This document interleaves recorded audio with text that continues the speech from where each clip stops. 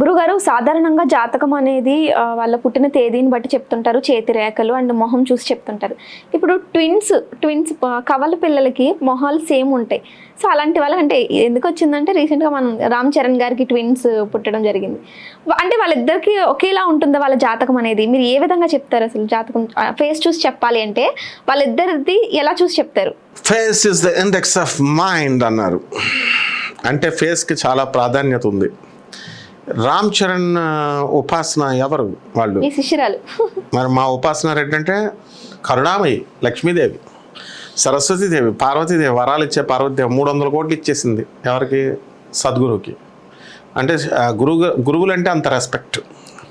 Entrepreneurship definition ఆమె. ఒక శైలజ కిరణ్, ఒక ఉపాసన రెడ్డి, ఒక నారా బ్రాహ్మణి, ఒక కవితక్క, ఒక షర్మిల, వైఎస్ షర్మిల. టైగర్స్ మన తెలుగు ప్రజలు మనం పుణ్యం చేసుకున్నాం ఇలాంటి టైగర్స్. అందులో మా ఉపాసన non controversial, only industries, Apollo. అందువలన ఈ యొక్క ఆమె గురించి అపోలో హాస్పిటల్ వాళ్ళ తాతల ఆస్తి అనుభవిస్తుందేమో అనుకుంటున్నారు. కానీ ఆమె మీకు ఎవరికి తెలియని రహస్యం ఏంటంటే ఆమె DST, DBT, department of science and technology వీటి నుంచి సబ్సిడీ కోర్సులు స్టార్ట్ చేసి ప్యాట్నీ దగ్గర, ఇక్కడ మన పంజాగుట్ట దగ్గర చట్నీస్ పక్కనే ఉన్నాయి ఆమె కాలేజెస్. అందులో డీన్స్ ఉంటారు, వీళ్ళుంటారు, అంతా కూడా ఆమె చైర్మన్ దానికి. స్టూడెంట్స్ని బ్రహ్మాండంగా వాళ్ళని పైకి తీసుకొచ్చే గొప్ప టీచర్ ఆమె. ఇది చాలామందికి తెలీదు. అందువలన వాళ్ళకి 2 పిల్లలు పుట్టారు. ముందు క్లింకర పుట్టింది. క్లింకర పుట్టినప్పుడు పేరు మరి వాళ్ళ మమ్మీ, వాళ్ళ పిన్నలు, వాళ్ళంతా కూడా ప్రతాప్ రెడ్డి గారు, వాళ్ళ తాతయ్య, సంగీత, వీళ్ళంతా కూడా మంచిగా భక్తులు. వాళ్ళు పెసనార్తనం లేదు వాళ్ళకి. అందువలన దానాలు చేయడమే రాయల్టీ ఉంది వాళ్ళకి. ఎలా సంపాదించారో అలా ఇచ్చే మనసు ఉంది ఉపాసనకి. అందుకని ఏం చేసింది, క్లింకర లలితా సహస్రంలో పేరు తీసుకొని పెట్టారు. ఇప్పుడు ఓంకార అని పెడతాదేమో చూద్దాం. అలాగే మనకి 2 పిల్లలు పుట్టారంటే భక్తి పేర్లతో పెడతారు. చూడు, ఇప్పుడు 2 కవల పిల్లలు పుట్టారు. ఇక్కడ ఆడపిల్ల మగ పిల్లవాడు పుట్టాడు. ఓకే, ఇప్పుడు వీళ్ళకి జాతకాలు ఎలా ఉంటాయి అని అంటే, వాళ్ళెవరు? మన మెగాస్టార్ చిరంజీవి గారు మనవలు, మన ప్రతాప్ రెడ్డి గారు మునమనవలు, మా ఉపాసన పిల్లలు, మా రామ్ చరణ్ యొక్క పిల్లలు. కాబట్టి టాప్గా ఉంటాయని చెప్పొచ్చు. దానికి జ్యోతిషం ఏం చూడవక్కల్లా. మా క్లింకర కూడా టాప్ అయిపోద్ది, పెద్ద డాక్టర్ అయిపోద్ది మా క్లింకర. ఇప్పుడు పుట్టిన పిల్లల్లో ఒక పిల్ల డాక్టర్ అయిపోద్ది. మరి రామ్ చరణ్ కొడుకు కాబట్టి వాళ్ళ తాత సీఎం అవ్వాలని కళ్ళగంటూ ఉన్నారు కదా మన చిరంజీవి గారు. వాళ్ళ తమ్ముడు పవన్ కళ్యాణ్ కొంతవరకు కోరికలు తీర్చాడు డిప్యూటీ చీఫ్ మినిస్టర్గా. ఈ మనవాడు సీఎం అయిపోతాడు. ఓకే, ఎవరు?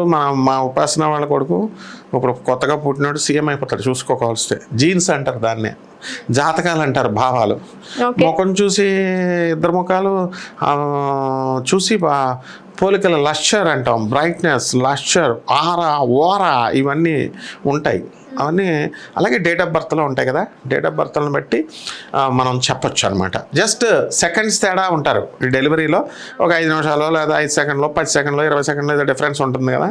సరే, మన ఉపాసన రెడ్డికి పుట్టిన పిల్లలు వీళ్ళు టాప్ స్టార్స్ అవుతారు. వీళ్ళ సంగతి అయిపోయింది, ఈ చాప్టర్ వదిలేద్దాం. టాప్ అవుతారు, మా ఉపాసన టాప్ అయిపోతుంది, కీర్తి ప్రతిష్టలు అంతర్జాతీయంగా పేరు వచ్చేస్తుంది. రామ్ చరణ్కి ఇంకో ఆస్కార్ అవార్డు లాంటి అవార్డులు, పెద్ద పెద్ద అవార్డులు వస్తాయి. చిరంజీవి గారు కూడా బ్రహ్మాండమైన గొప్ప పేరు వచ్చేస్తుంది. ఇంకా మొత్తం అంతా ఓకే, ఆల్ హ్యాపీస్ అంతా చిరంజీవి గారి ఫ్యామిలీలో కష్టపడి పైకి వచ్చారు. అయిపోయింది. మా ఉపాసన ఒక అదృష్ట దేవత, నడిచొచ్చే అదృష్ట దేవత అయిపోయింది.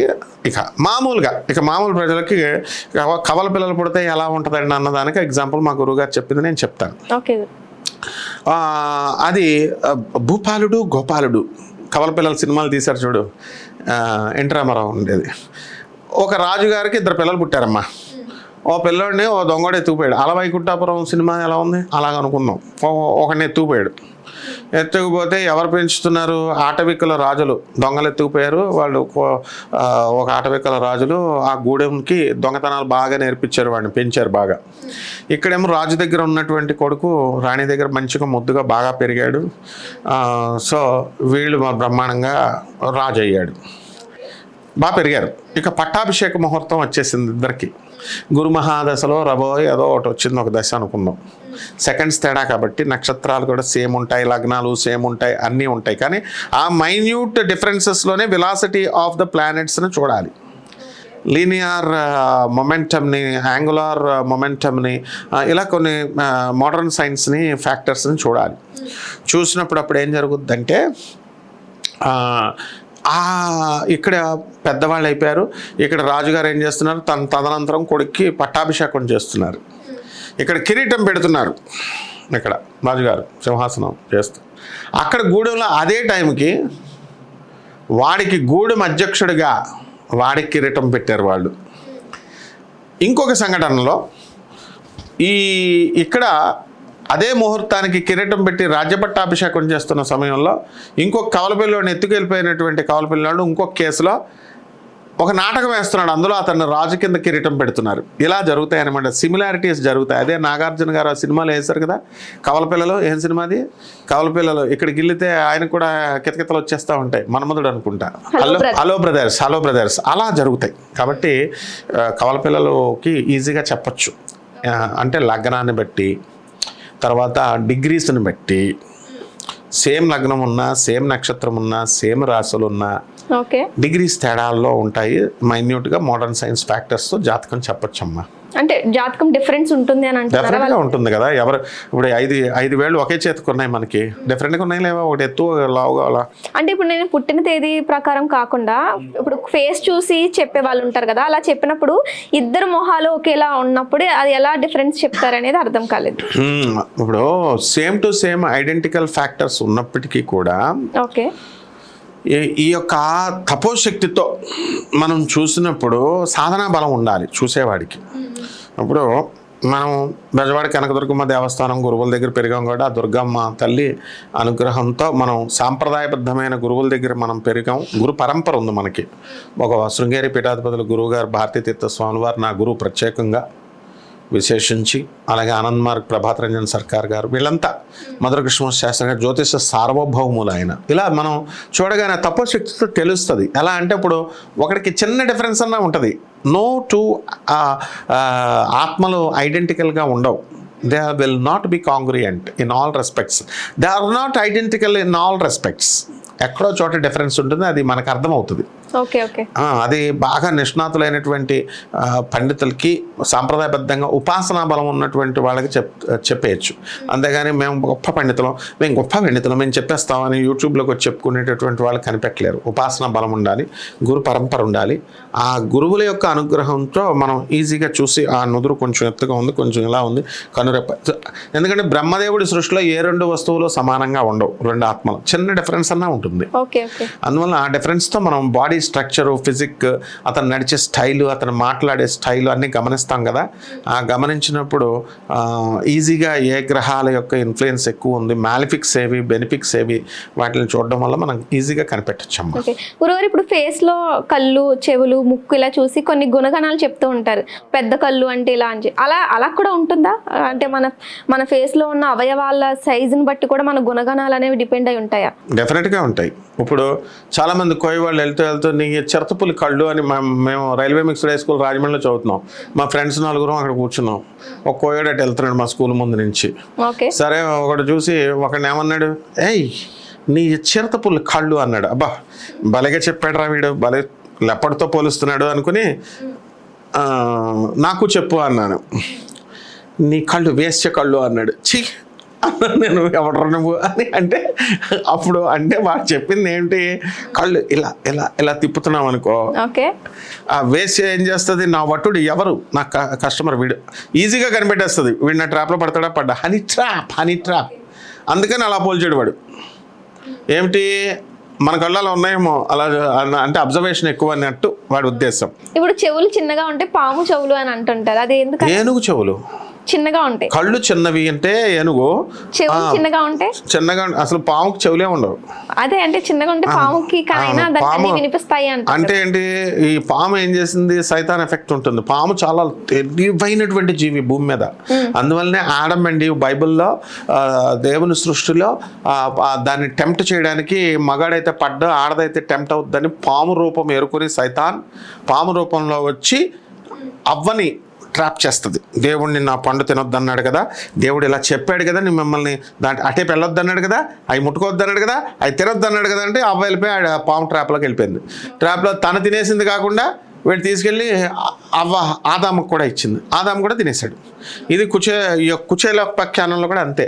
వెళ్ళు నీ ఫ్రెండ్ని డబ్బులు అడుగు, నువ్వు డబ్బులు అడుగు, మనం అడుక్కుంటున్నాం కొంచెం పప్పు ఉంటే ఇయ్యమ్మా అని అడుక్కుంటున్నాం అని చెప్పేసి కుచేలుడు భార్య అడిగితే ఈయన అభిమానంతో మగవాడి పాపం కుచేలుడు వద్దంటాడు. సుధాముడు వద్దు, కృష్ణుడు రాజు అయ్యాడు, ఆయనంతగా ఆయన ఇవ్వాలి, ఎందుకు వద్దు అంటాడు. అంటే తర్వాత భార్య ప్రోద్బలంతో వెళ్తాడు, ఇచ్చాడు అనుకో. కృష్ణుడు మంచోడు కాబట్టి ఇచ్చాడు. అంటే పాము యొక్క చెవులు తిన్నగా ఉన్నవాళ్ళు చాలా తెలివైన వాళ్ళు అని అర్థం. అవతల వాళ్ళని ట్రాప్ చేసి పడేస్తారు. వాళ్ళకి చెవులు నిశ్చితం, వాళ్ళు మేధాశక్తి ఎక్కువ. అలాగే కళ్ళు చిన్నగా ఉన్నవాళ్ళు, ఏనుగు కళ్ళు చిన్నగా ఉంటాయి, వాళ్ళకి బలం ఎక్కువ. ఏనుగు మైటీ ఎలిఫెంట్. ఈగల్ కళ్ళు చూడు, ఈగల్ ఎంత ఎత్తు ఉన్నా సరే రాబందు ఈగల్. అందుకే Hyderabad public school eagle symbol, army ఇవన్నీ కూడా సింబల్ ఈగల్ కింద వేసుకుంటాం. ఎందుకని ఎన్నో కిలోమీటర్ల దూరంలో 10 కిలోమీటర్లు 20 ఎత్తుగా ఉన్నటువంటి ఈగల్ చిన్న ర్యాట్, చిన్నది భూమి మీద అటు పరిగెడుతుంటే టాప్ అని స్పీడ్గా వచ్చి దాన్ని కీన్ సైట్ వచ్చి టపక్ పని దాన్ని తీసుకుని వెళ్ళిపోద్ది. అంటే ఈగల్కి అది. అలా మనం ఉన్నటువంటి వాటిని బట్టి, కళ్ళని బట్టి కనురెప్పలు. అవును, కనురెప్పలు ఇప్పుడు సాధారణంగా మనకి ఇలా 2 ఉన్నప్పుడు కొంతమందికి మధ్యలో కలిసిపోతుంది. అలా కలవడం మంచిదే అంటారా? మంచిదే, శుక్రవంక అంటాం. అలాగా కలిసి ఒకళ్ళకి కలిసి ఉంటాయి వెంట్రుకలు, వాళ్ళు టాప్ అవుతారు. ఇప్పుడు నీ కళ్ళు రెక్కలు నీదే చెప్తాను. ఇప్పుడు నీ కళ్ళు రెప్పలు చాలా పెద్దగా ఉన్నాయి, చక్కగా రెండు కూడా ఎలా ఉన్నాయంటే ఇలాగా చంద్రవంక. ఎన్టీ రామారావు గారు సినిమాల్లో యాక్ట్ చేసినప్పుడు ఉన్నాయి, చంద్రుని పెట్టుకునేవారు ఆయన. అలాగా ఎన్టీ రామారావు గారు కనురెప్పలలాగా ఉన్నాయి. దీంతో ఏంటంటే నీకు ఇంటర్నేషనల్ రెప్యుటేషన్ వస్తుంది. నీకు మొన్నే నువ్వు తీసిన వీడియో 5 మిలియన్స్ వెళ్ళింది, 5 lakhs 4 lakhs, నీకే తెలియదు అది. నీ ఫేవరెట్స్ అందరూ కూడా, నీ ఫ్యాన్స్ అందరూ కూడా నన్ను అడిగితే, సార్ మీ యాంకర్ విజయ మేడం వాళ్ళ వెళ్ళి 5 లక్షలు సార్ అని, దత్తు అని నా శిష్యుడు ఉన్నాడు వేరే ఛానల్ వాళ్ళు అంతా కూడా, వాళ్ళందరూ అడిగారు. నిజం మరి అది. అంటే ఫేమస్ అవుతారు. ఎక్కువ కనురెప్పలు ఎక్కువ ఎవరికైతే ఉంటాయో అలాగా ఫేమస్ అవుతారు. ఇప్పుడు నీ చెవులు చిన్నవి, okay, you are very intelligent. అందువల్లనే నువ్వు ఈజీగా ఎవరు దగ్గర నుంచి ఏం క్వశ్చన్స్ లాగాలి, బుధబలం ఎక్కువ నీకు. యాక్టివ్నెస్, నీ ముక్కు కేసీఆర్ గారు ముక్కులాగా ఉంది ఇప్పుడు, అంటే అదృష్టవంతురాలివి కాబట్టి నువ్వేం చేస్తావు, ఎవరు ఏంటి అన్నది ఈజీగా చేస్తావు. కోపం ఎక్కువ నీకు, ఓకే. అలాగే కోపం ఎక్కువ. నెక్స్ట్ నువ్వేం చేస్తావు, చక్కగా నుదురు ముందుకొచ్చి చక్కగా ఉంది అంటే నుదురు అదృష్టవంతురాలివి. ఓకే, అందువల్ల నువ్వు ఫ్యామిలీ లైఫ్ బాగుంటుంది. అండ్ ఇప్పుడు ఉన్నటువంటి యాంకర్స్ అందరిలో కూడా నీకు అత్యంత చిన్నపిల్లవి, అత్యంత పేరు ప్రతిష్టలు సంపాదించావు, అత్యంత డీసెంట్ అయిన అమ్మాయి అని పేరు తెచ్చుకున్నావు. ఇదంతా కూడా నీ యొక్క ఫేస్ కట్లను బట్టి చెప్పొచ్చు, అట్లా అనమాట. ఓకే ఓకే గురుగారు, చాలా విషయాలు చెప్పారు జాతకంకి సంబంధించి. తప్పకుండా. ఓకే గురుగారు, ధన్యవాదాలు. ధన్యవాదాలు.